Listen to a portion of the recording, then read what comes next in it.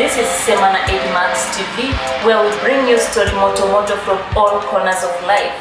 And if this is your first time tuning into this channel, please don't forget to subscribe. Today we are very privileged to talk to one of our own, Mr. John Kimwela, who is going to take us through the journey of his life. Karibu sana, Mr. John. Thank you very much. Introduce yourself to the audience. Thank you very much, Eddy, for this opportunity. As she said, my name is John Kimwela, former police advisor to the Cabinet Secretary of Defense. And before, of course, we were in born and raised in Tongaren. Of course, went to school, primary education. I was in Mabusi Primary, which is just about less than 2 kilometers from my home. After that, and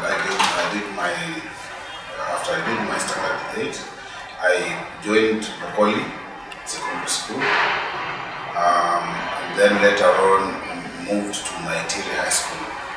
After that, I went to Catholic University, where I studied Bachelor of Science in Mathematics with a major in Statistics, and of course minor in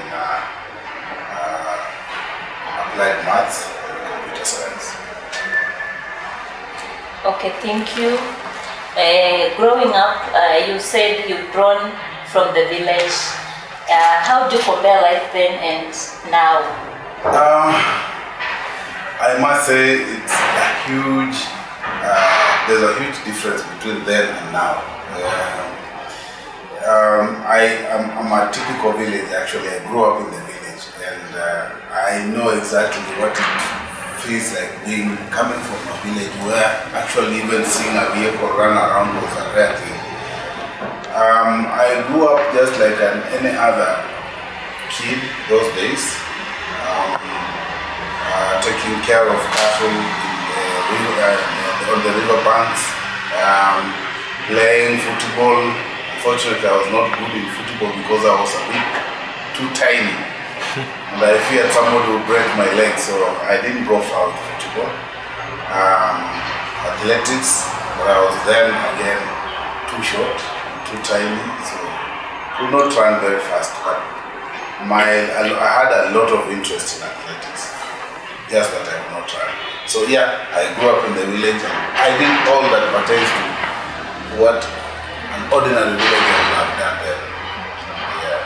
Okay, thank you, Sana. And talking of your career, are you okay with your current position, or are you thinking of venturing into new fields? Maybe you can talk about that. Yeah, I was actually very much okay with my position, and I must thank my former boss, CS for Defense, for having given me the opportunity to serve in the government, especially at a level of an advisor. It's not an easy thing. But all the same now, as I told you, I grew up in the village, and I know exactly the problems that my people back in the village go through. So I understand every bit of it. So based on this, I said now it's the right time, after all that I've gone through, the transition that I've gone through, to go back and give back to the society. The society that is yearning for change. They not just change. They're looking at the change that will bring about economic revolution and development in general. Okay, Mr. John, why would you want to be elected? The reason for my interest in being elected is I've seen, I know that Tongaren constituency, where I come from, because I didn't mention, I'm actually interested in running for the position of a Member of Parliament. Tongaren constituency has had a lot of challenges, especially in terms of infrastructure. We do not have a single tarmac road in Tongaren, which is really disappointing. Having had leaders, 3 leaders before who I thought would have done this, but unfortunately this has not happened. So I'm thinking that one of my major concerns would be to make sure that I actually help my people get proper infrastructure in terms of roads, we make sure that they have enough. There's an electricity across the constituency. We also want to make sure that we help even those who are, the people, even the borders, the people who are doing border business. We make sure that they get reasonable loans, because they are really suffering with the burden of loans. And actually what is happening is somebody gets a loan, and by the time they are done with the loan, the motorbike is beyond repair. So we are trying to see how do we help them get cheap loans. And we have a plan where we want to start serious circles for them that will be able to give them cheaper loans. We also want to have proper organization. As a leader, I want to organize them in a way that they are monitored in terms of how well they are growing in this business. We don't want to see somebody stuck in the same position. After 1 year, they're still in the same position. But we want a situation whereby after 1 year, we want to see these people to have grown to a different level. Maybe I'm owning 2 cows, maybe I'm owning a piece of land, maybe I've added another motorbike, I have 2 or 3. That is what we are actually looking at. And in terms of schools, we want to increase schools. We have had situations where schools, like I know in Bakalo there's a school called Zoya, one of the best performing schools within the constituency. But unfortunately, I'm told it's being closed down because the government doesn't want to fund them.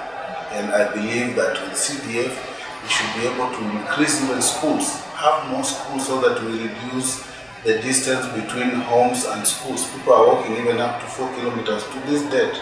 I think we are beyond this at this time. So this is my Kinamama Bogas. We also want to look at them. They are also having it rough with the expensive loans. There are people, Shylocks, who have come over and they're giving them very expensive loans. So there's one lady I met and she told me she has been paying loan.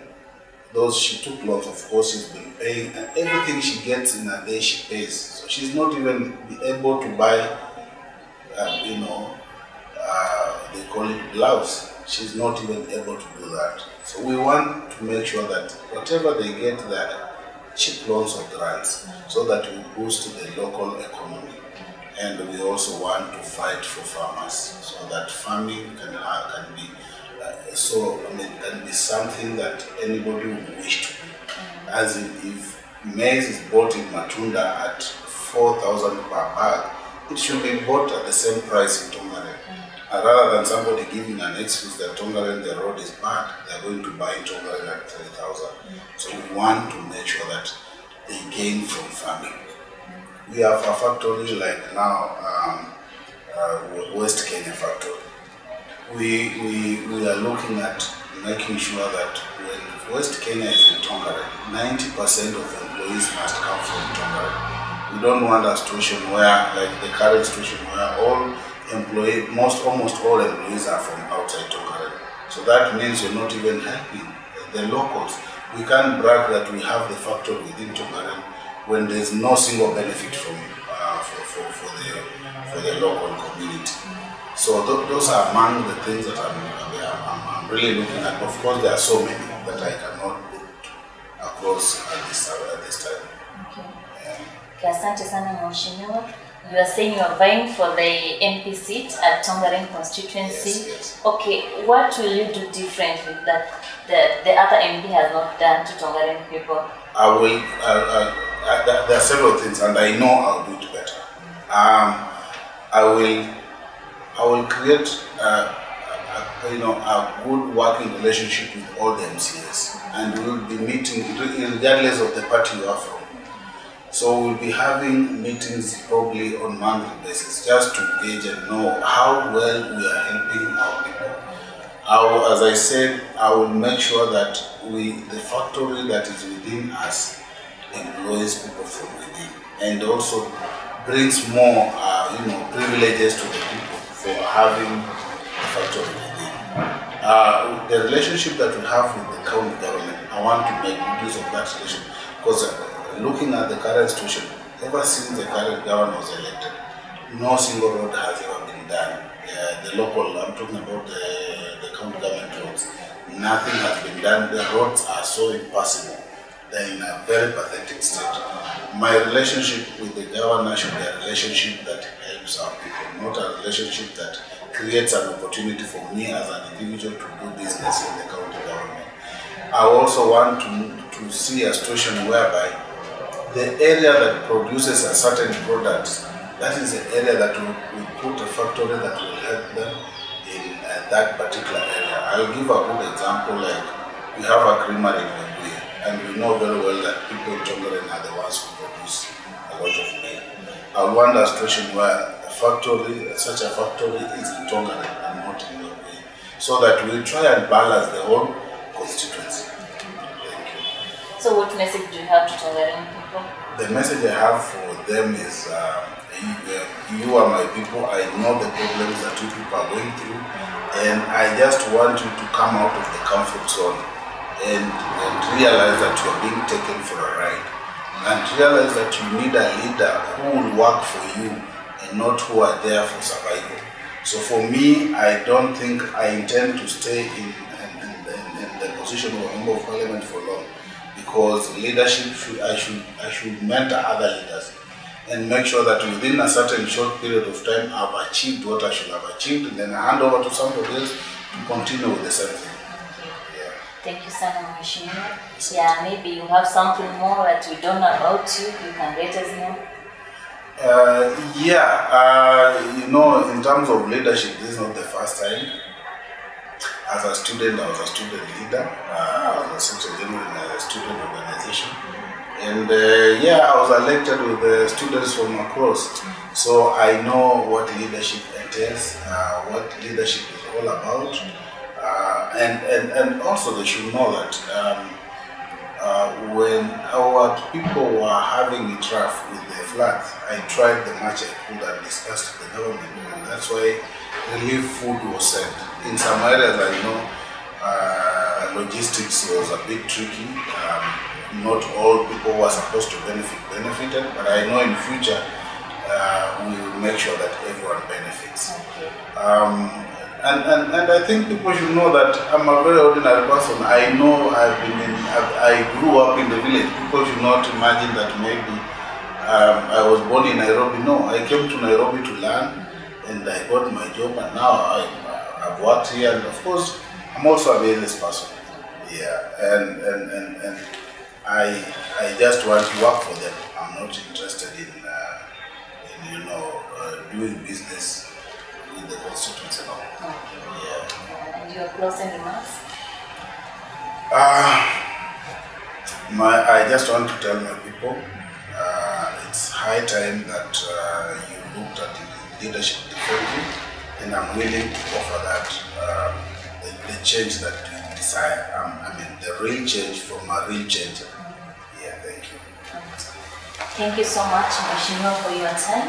You're most welcome. And to our audience, thank you for tuning in. This is Semana EddyMacks TV. See you in the next video.